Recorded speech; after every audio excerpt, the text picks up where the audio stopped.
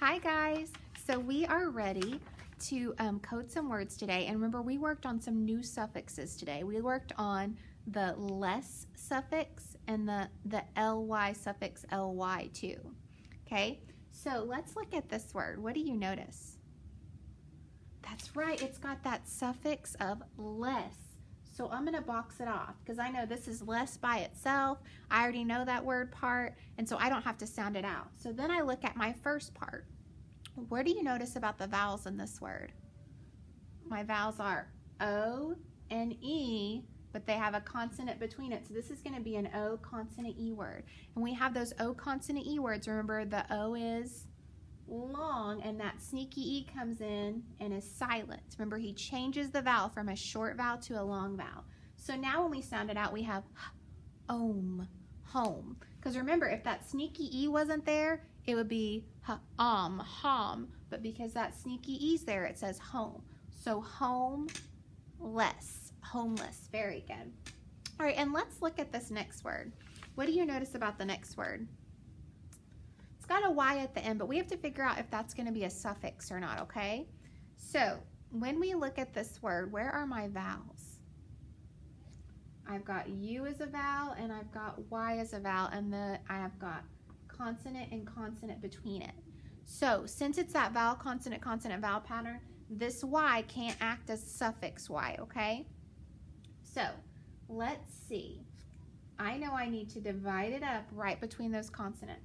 And then I have a vowel that's got a consonant behind it, so it's going to be short. So I've got p, up, pup, and then let's look over here.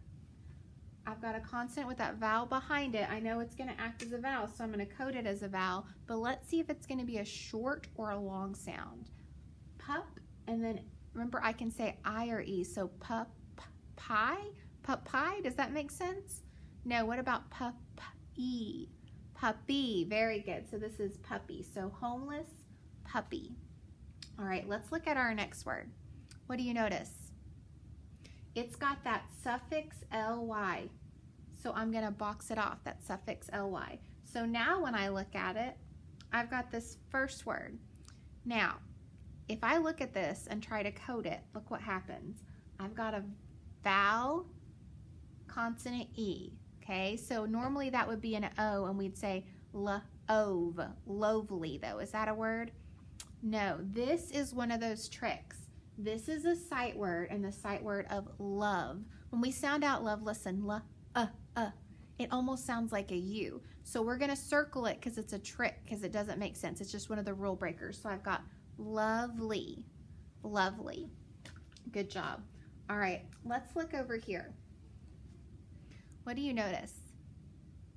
This is actually a compound word. It's two words together, okay? So I'm gonna divide it up in the middle so I can see my two words, okay? Because this is two separate words, and then we can code it, okay? All right, let's go ahead and divide up our first word. Are you ready? What do you notice right off the bat? That's right, it's got a final stable syllable. So I'm gonna put my bracket off because remember, it's its own syllable. And it's the syllable of dull. Now when I say dull, do you hear the E? No, remember the E is always silent in those final syllables, okay? So dull. Now I look at my first word. I've got an A in front of an N. The A has to be short, that's right. So candle. Now let's look at our next part. What do you notice in here? I have that new thing from last week. I have a trigraph, remember, which is three letters that make one sound. So I'm gonna underline that trigraph. Remember, there's something special about the trigraph of IGH. It just says the sound I. That I makes a long sound, and that G and H both get crossed off because we don't hear them, they're silent. So when I sound it out, it says light. So candle light. So lovely candlelight. So let's read it one more time all together. Ready? Homeless puppy, lovely candlelight. All right, guys, awesome job.